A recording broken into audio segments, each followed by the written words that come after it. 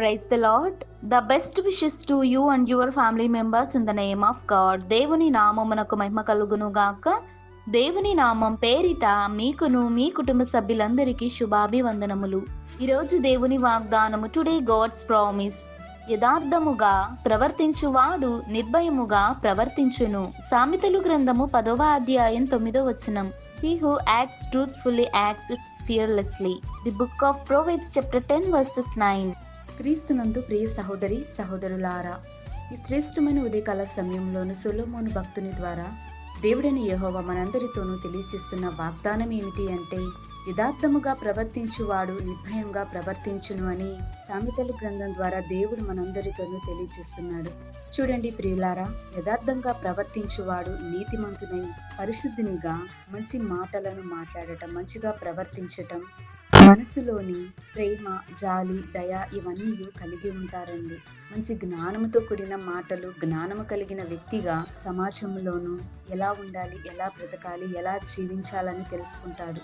కానీ అజ్ఞానుల వలె ఎవరైతే ఉంటారో వారు యథార్థంగా జీవించకుండా తమ ఇష్టానుసారంగా జీవిస్తూ ఇతరుల పట్ల ద్వేషము కలిగి కోపముతోనూ అసూయతోనూ ఇటువంటి లక్షణాలన్నీ కలిగి ఉంటారు. కుటిల స్వభావం కలిగిన వాడు యథార్థంగా జీవించలేడు.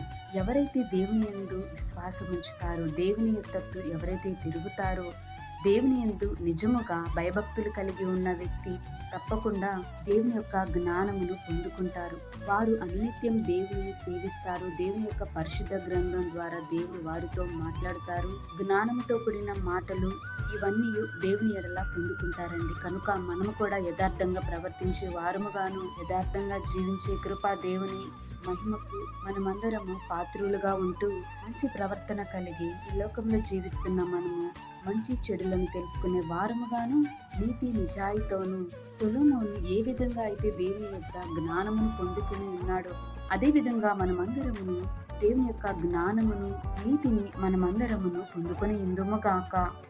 ప్రార్థన. ప్రేమమేడ దయమేడ నీకే వందనములు, స్తోత్రములు ప్రభువా. ఈ ఉదయకాల సమయంలో నా తండ్రి ఇంత చక్కటి వాగ్దానం ద్వారా మాతో మాట్లాడారు. అందుని బట్టి స్తోత్రాలు ప్రభువా. నీ ఎడల నీతి నిజాయితీ కలిగి యథార్థంగా ప్రవర్తించి కృప ప్రతి ఒక్కరికి దయచేయండి ప్రభువా.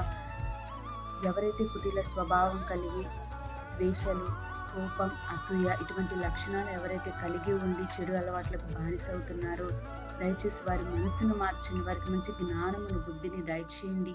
నీ యొక్క పరిశుద్ధ గ్రంథం ద్వారా ప్రతి ఒక్కరితోనూ మాట్లాడండి. వారి హృదయాలను సరిచేయండి ప్రభువా.